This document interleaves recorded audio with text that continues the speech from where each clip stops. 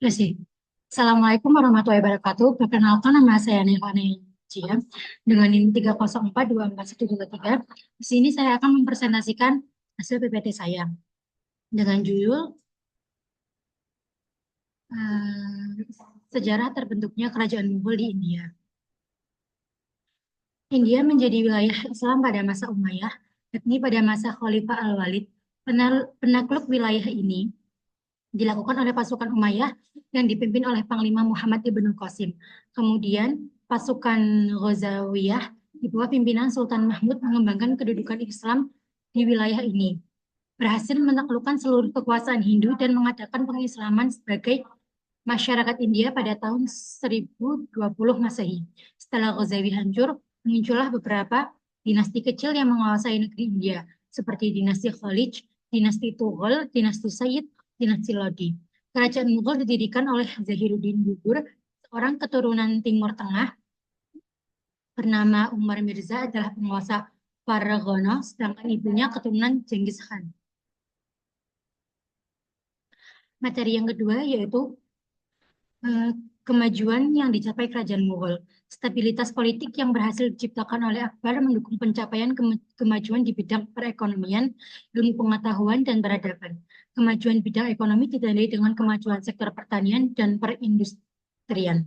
Pada masa ini, dikembangkan penanganan pertanian secara terstruktur dibandingkan dengan zaman sebelumnya. Ilmu pengetahuan yang tidak banyak berkembang, kemajuan dalam syair dan arsitektur lebih menonjol. Kerajaan Mughal membuat banyak karya arsitektur yang indah dan mengagumkan yang masih dapat dinikmati hari ini. Beberapa contohnya adalah seperti Istana Fatpur Sikri, Bisikri, dan Taj Mahal yang dibangun pada masa Jihan di Agra. Materi yang ketiga yaitu kemunduran kerajaan Mughal. Setelah 50 tahun dinasti Mughal berjaya, keturunan Aurangzeb tidak dapat mempertahankan kemakmuran yang telah dicapai oleh orang-orang sebelumnya.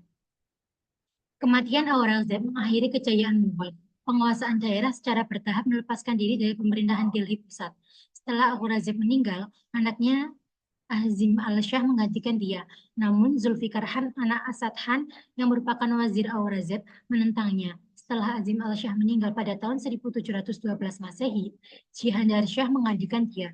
Tetapi adiknya sendiri, Faruk Shah, menggantikan dia pada tahun 1713 Masehi. Pada 2 tahun saja.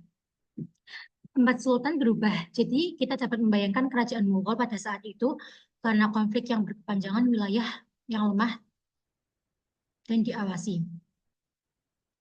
Kesimpulannya, dari pembahasan di atas dapat disimpulkan bahwa Daulah Mughal yang berkuasa dari abad 16 hingga 19 merupakan periode penting dalam sejarah India yang ditandai oleh kemajuan budaya, seni, arsitektur, seperti terlihat dalam karya megah seperti Taj Mahal.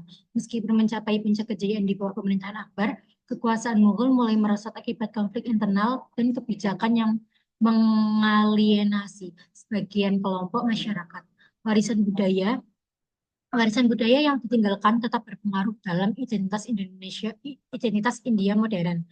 Studi tentang Daulah Mughal memberikan wawasan tentang dinamika kekuasaan dan pentingnya toleransi dalam bermasyarakat. Mempelajari Daulah Mughal mengajarkan kita tentang pentingnya kepemimpinan yang inklusif dan kebijakan yang mampu menjaga kerukunan antar kelompok. Ini juga menjadi pengingat akan tantangan yang dihadapi oleh kekuasaan ketika tidak ada toleransi dan dialog.